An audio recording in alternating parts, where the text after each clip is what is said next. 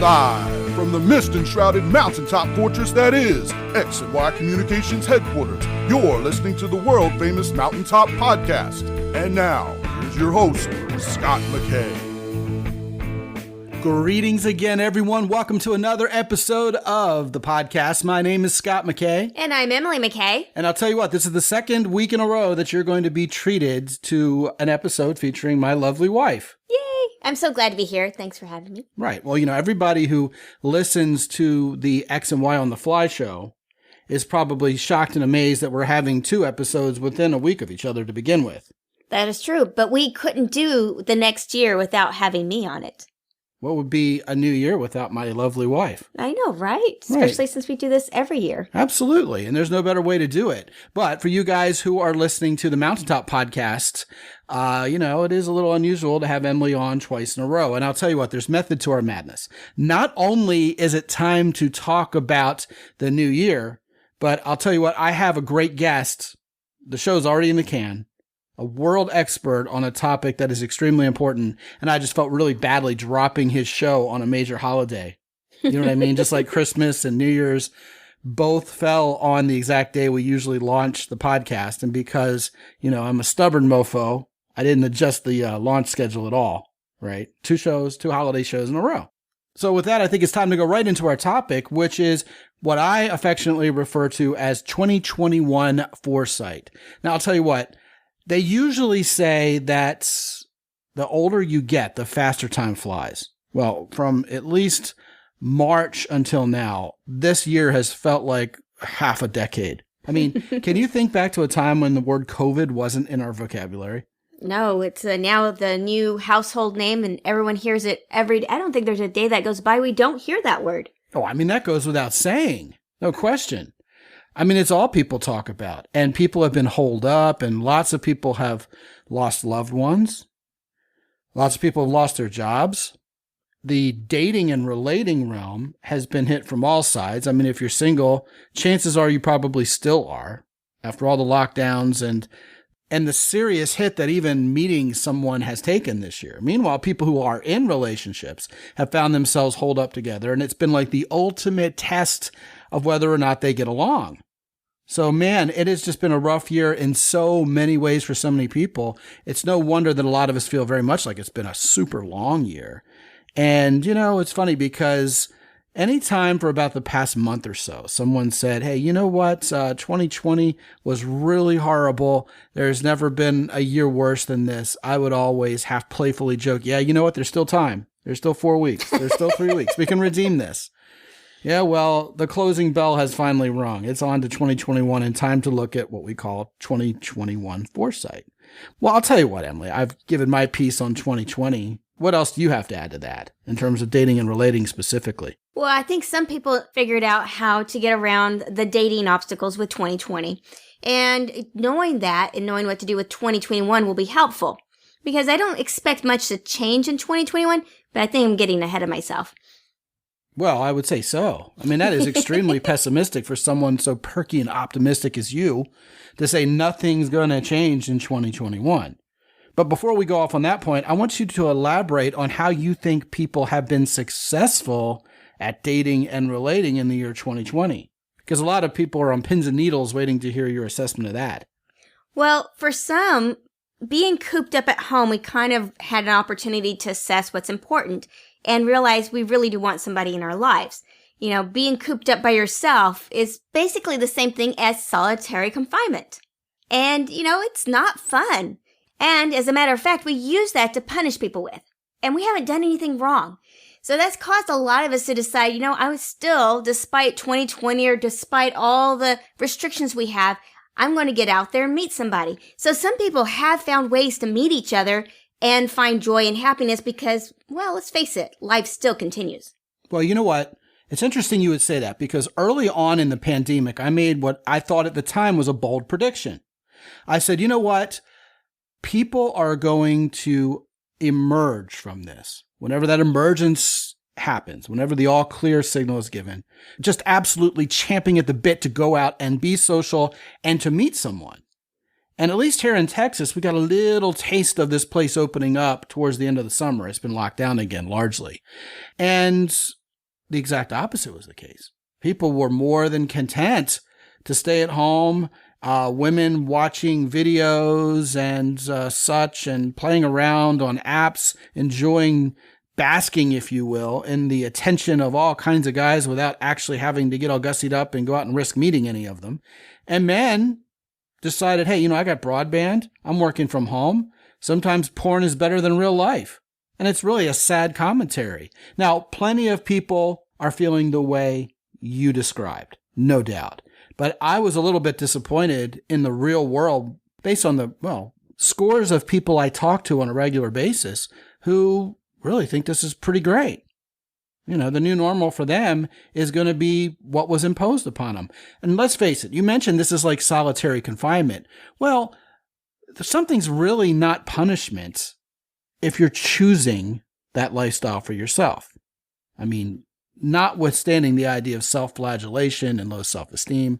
I mean, when you're told to do something, your first impulse is, I'm not going to do it. I mean, I listen to rock and roll, and the song that they seem to be playing the most on my local rock station is Killing in the Name Of by Rage Against the Machine, which, of course, the whole end of the song is F you, I won't do what you told me, over and over and over again. Well, somehow that resonates to the listenership here in Sounds like children. City. Yeah, really, exactly. The fastest way to get them to disobey is give them an order. Right. And yet so many people are doing exactly what they're told because they kind of like it. Hey, stay home, don't go to work, don't have to really deal with people, and you'll send me checks anyway. I mean, granted, we need stimulus checks. I'm all for the stimulus checks, but it's amazing how many people, even people who have worked their whole life, picked themselves up by their bootstraps, are saying to themselves, hey, you know what? This isn't so bad. And I think secretly, a lot of people are happy we're prolonging this. Well, doing Zoom meetings with half our pajamas on is, not so bad because you do half the work. Well, it depends on which half the pajamas you're wearing. Provided that there is the other half of the pajamas. Right, exactly. Well, anyway, not to go down that rabbit hole, literally or figuratively, I do think there are plenty of people, especially people who own small businesses, of course, and people who are not deemed essential, who really want to go back to work and make a livelihood. And, a lot of people are still stuck in the middle, especially people who want to go out there and meet the love of their lives, people who realize life is short, and we've already coughed up nearly a year with this, with really ostensibly no end in sight. Yes. And, I always say that at least 2020 is behind us. There is the 2021 in front of us, like you said. And what do we have to look forward to? What do we want for our new future? And hey, with January 1st coming around, which is today, we have a New Year's resolution to make. And so one of those things is decide what you want with your love life, whether it be to date multiple people or whether you actually want a true, genuine, serious relationship and work in that direction. It's not impossible to make that happen no matter what the circumstances are. Well, typically, especially over the past decade or so, I've been very vocally against the idea of New Year's resolutions. Because A, nobody ever keeps them. They're on an imposed timeline. Oh, it's New Year's Day. I've got to decide I'm going to do something, which inherently waters down how meaningful that is going to be from either a disciplinary or a motivational perspective. Right? Well, we have to decide if it's a wish list or a true want list. And if it's something we really want, we got to get down and serious. What's the difference between something you wish for and something you want? Well, I may wish for $1 million, but if I sit on the couch and do nothing, that's not really a want. A want is driven with work and determination and action. All right, so you're talking about the whole idea of SMART goals. They're attainable and they're realistic and all that stuff, right? Yeah, not the imaginary one. I'm going to meet the famous GQ guy on the new magazine this year, and he's going to be the love of my life. I'm going to get married and be happily ever after. That would be impossible. Okay. So, someone's got to marry that guy. Yeah, but I already got my guy. Well, and I know this was first person. I mean, from that perspective, perhaps.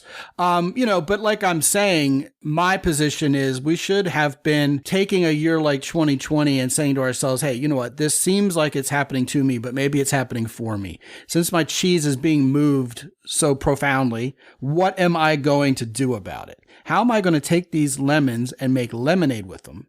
And that's something I've been talking about with my guys all year. How do you beat this COVID funk?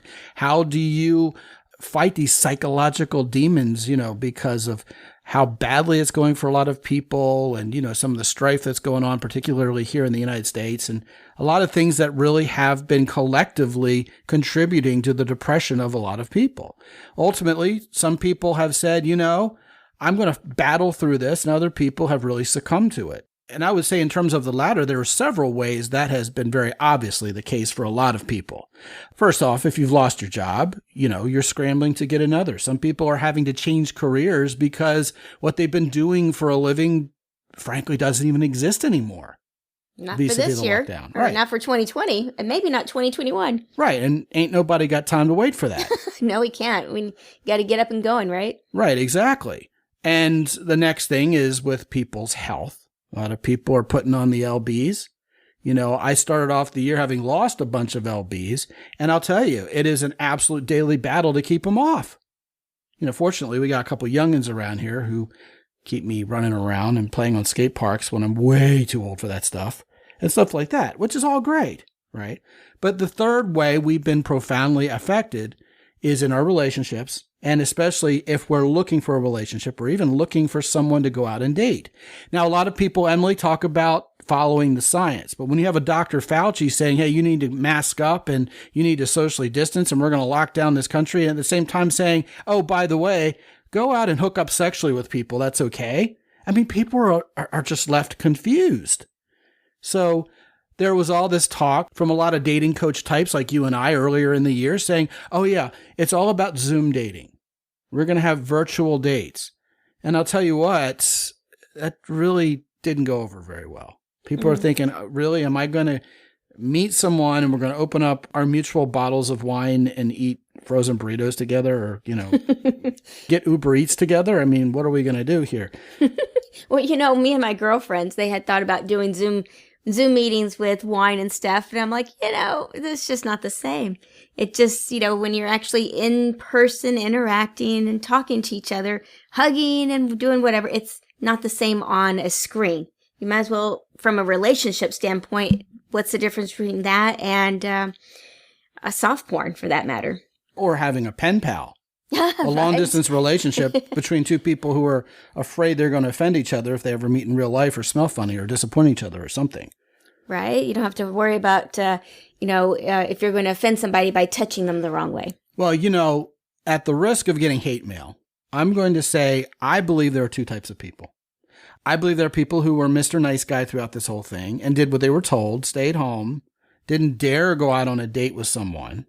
Right. And if they did go out on a date, it was to a restaurant where they were socially distanced 12 feet from each other outside, and they didn't touch, kiss, hold hands, or anything. Right? Hopefully they had a conversation. Oh, at least hopefully they connected, right?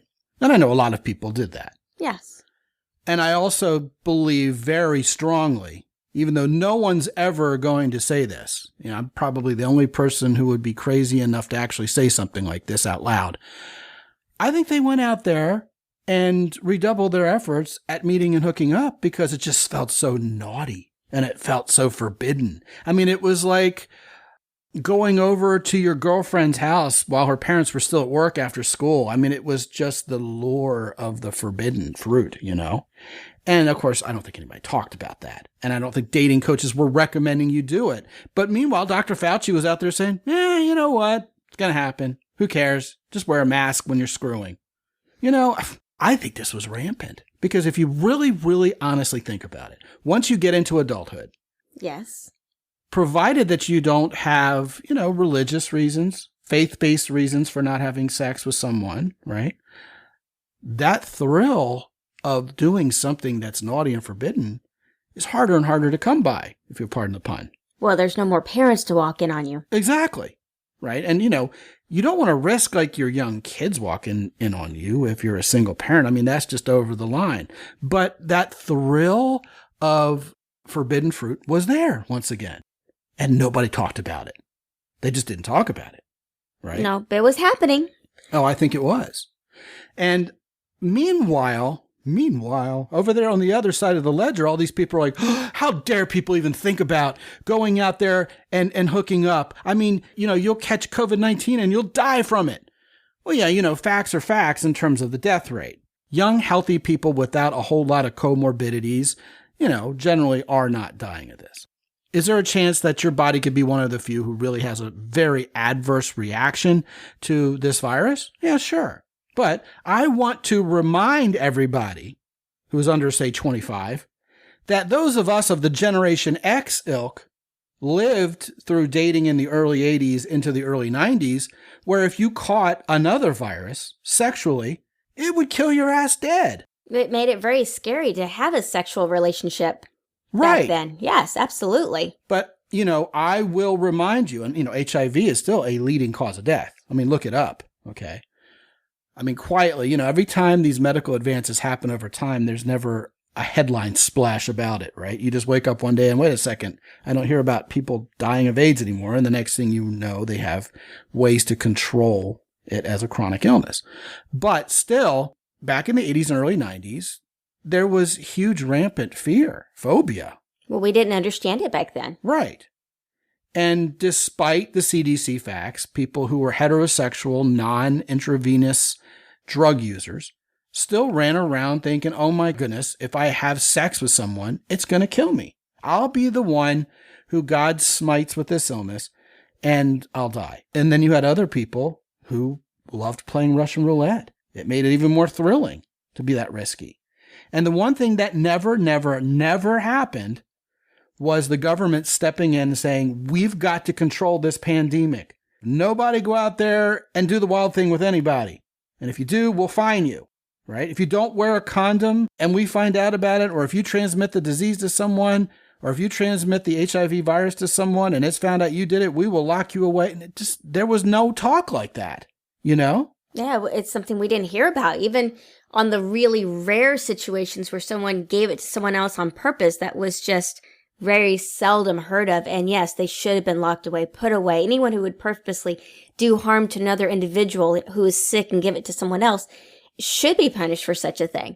Most places had very strict laws against knowingly passing the virus to someone. I mean, that was a criminal act in most locales. Okay. But my point is, people were screwing then. So how naive do we have to be to think they're not now? Of course they are. Human nature is human nature. That's the one thing that is truly fun.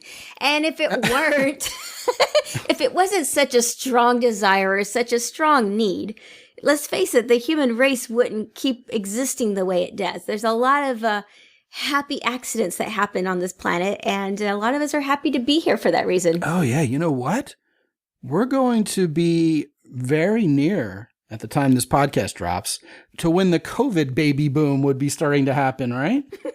9 months, yeah. The COVID boom, that's right. I'll have to research that. Let's see if it's already going on. I like that little t-shirt that says, Mommy and Daddy didn't stay 9 feet apart. Yes, 6 feet apart. 6 feet apart. 9, 6, 12, whatever it takes. Right, exactly.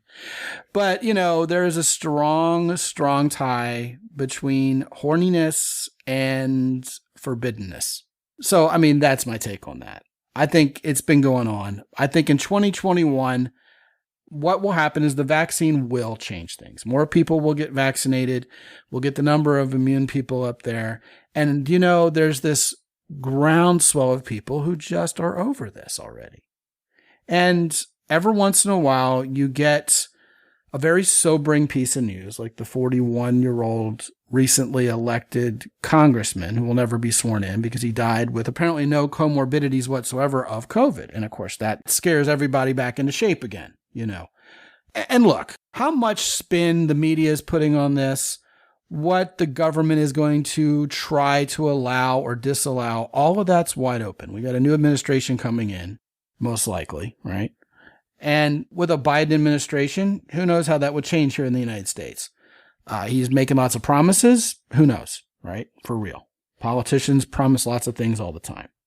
And even worldwide, there's a lot of things going on with different governments and things opening up and closing down. And even with their efforts to try to control the virus and how it's affecting the population, there's probably a lot of good things that's going to happen in 2021 in that regard. And of course, there'll be a lot of things that we're not going to be happy with in 2021.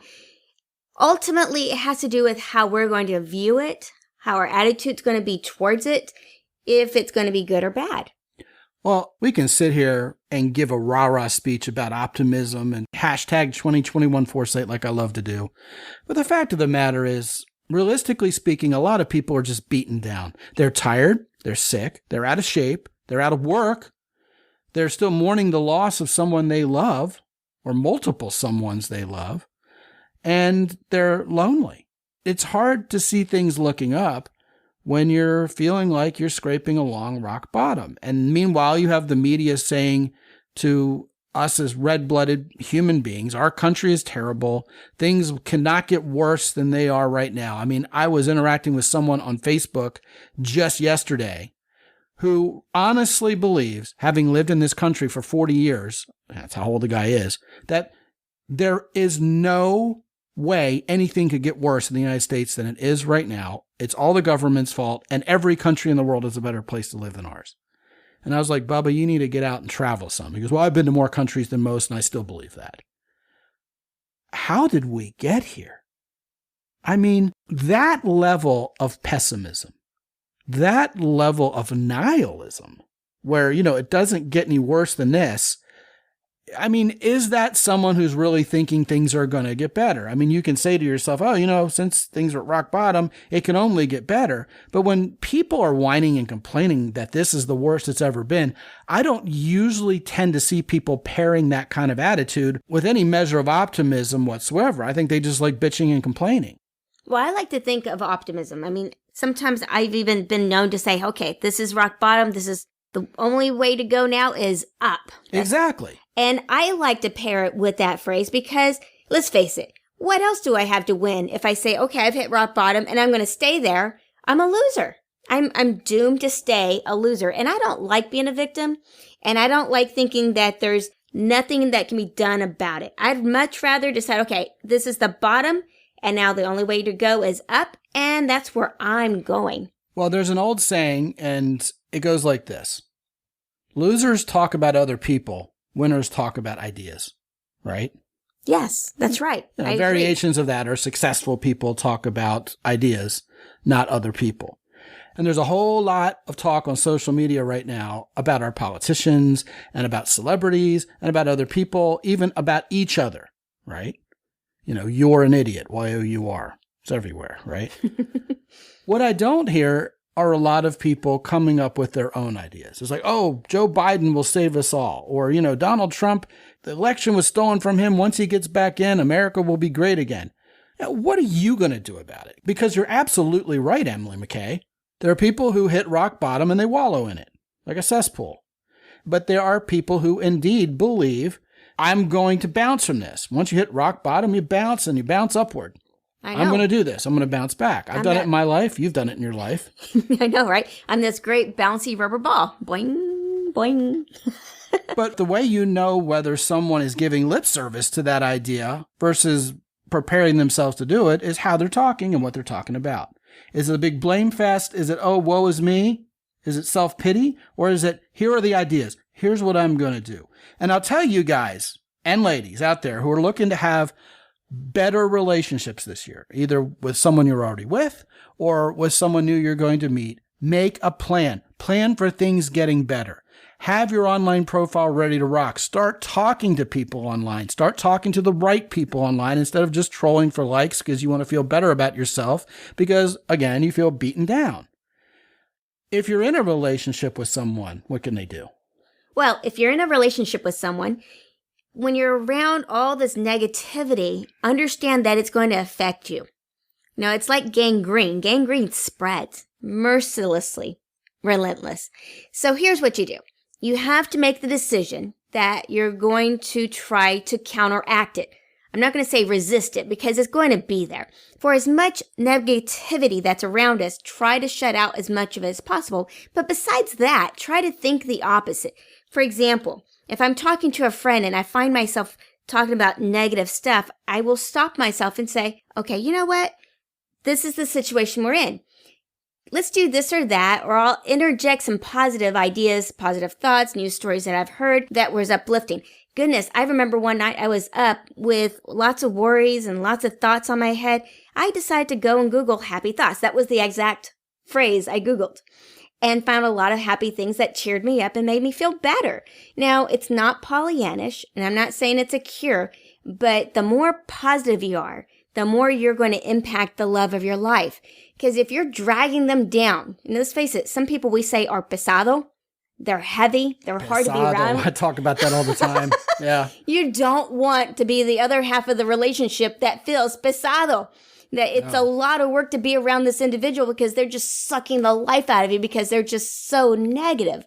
Try to fight that, because falling into this and becoming depressed, and it's easy to become depressed. There's a lot to be depressed about right now. And it's easy to make it a habit. Yeah. That's what's going on. We have to fight it. We have to resist it. And we have to work at it. You know, it's not something that I want to do something and therefore I will just think about it and it will naturally happen. You have to make it a conscious thought, a conscious action. Well, I'll tell you what, as you were talking, a couple concepts came to mind. The first one is the people we hang out with shape who we are.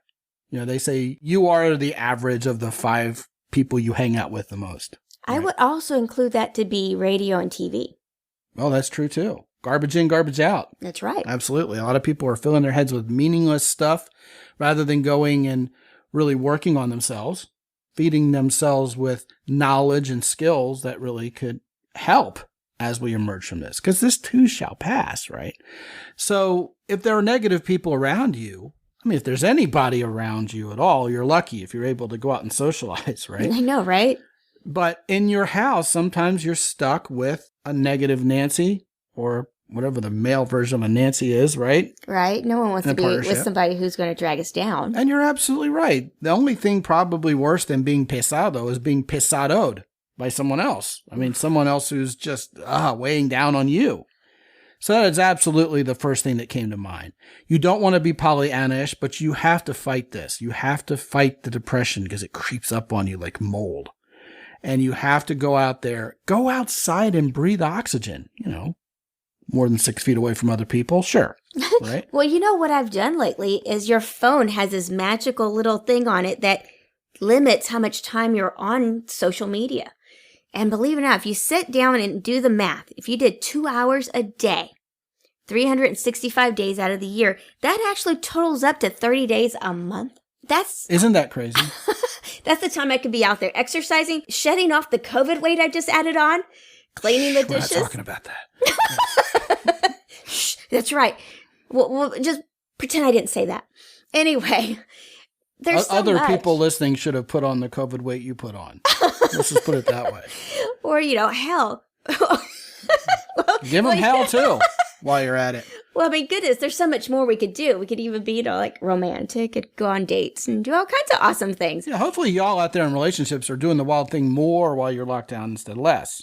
Just saying. Right? So just thinking about that, trying to get out there and do more positive things. Get off the phone, get off the apps. If you need to, limit your time to, if you're doing 5 hours a day, lower it down to 4. If you're doing 2, do what you can to do more positive things. Well, I'll tell you what. I mean, obviously, a huge factor here is avoiding negative conversations online, which I can't believe how many millions of people do the exact opposite of. I mean, they run towards negativity on Twitter and Facebook rather than running away from it. I can't believe how many people on January 1st of the following year are still talking presidential year politics. I mean, there's just got to be a rev limit on that. I mean, for me, I'm long past it. I mean, my Pistons are about to blow here. Pardon the analogy. Well, you still have to live your daily life. Exactly. The other thing that came to mind as you were talking before, Emily, the other concept that kind of just registered in my mind is how much self-awareness we need. The good old concept of self-awareness we've been talking about on the Mountaintop podcast for sure. Do we even know that we're sort of being lulled to sleep in terms of ambition and drive and discipline and our mindset in general? Do we even realize we've slipped into a depression? Do we realize we're losing our friends, that our relationship isn't what it used to be, that we're even losing the wherewithal to want to go find someone to spend time with? Are we kind of saying, hey, you know what? It's too much work. Yeah, it's too much work. I'm kind of enjoying this default laziness. That's a disease. And we've got to realize this isn't what I wanted. This isn't what I asked for. I still am my own agent for what I want in my life. I still have free will. And wake up and go get it. And that involves self-awareness, doesn't it? Oh, absolutely. And it's better that you become awake and aware of it now rather than 50 years from now when, let's say, when we're 80, 90 years old and looking back going, I wish there was somebody around here who could help me change my diapers. Watch our relationships, develop our knowledge, guard our mindset as if our life depends on it, because it probably does. Search out facts. Don't believe everything you're told. Look behind every headline, okay? Because there are agendas out there, and even the words facts and science are moving goalposts, right? And by all means, ladies and gentlemen, if you are ready to get your life into high gear when it comes to your relationships this year, if you want 2021 foresight and you want to enrich your relationship or find the love of your life this year, and you are ready, motivated, and disciplined enough to have singular focus on that goal, we want to hear from you. We do. Call us. We want to hear what you have to say about it, what your goals are, what you want, what your desires are. Yeah, and then we can put a plan of action together with you. You don't have to be alone in 2021. We can be right there by your side to make it all happen. And the end result there, Emily, is the love of your life will be by your side. And what more could you ask for? Right, exactly. So if you are a guy, go to mountaintoppodcast.com, click on the red button in the upper right-hand corner and talk to us. It's free. 25 minutes, won't cost you a dime.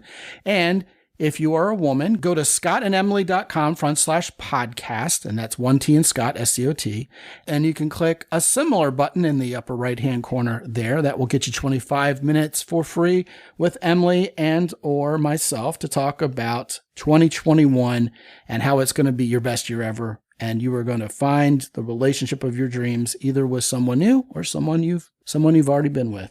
Yeah, rekindle that wonderful love life. Absolutely. And until we talk to you again real soon, my name is Scott McKay. And I'm Emily McKay. We're coming at you from X&Y Communications in San Antonio, Texas. Be good. And have fun.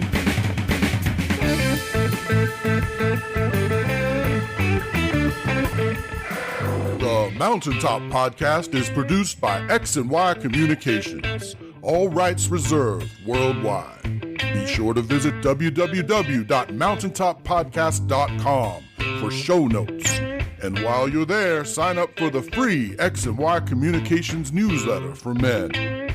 This is Ed Roy Odom speaking for the Mountaintop Podcast.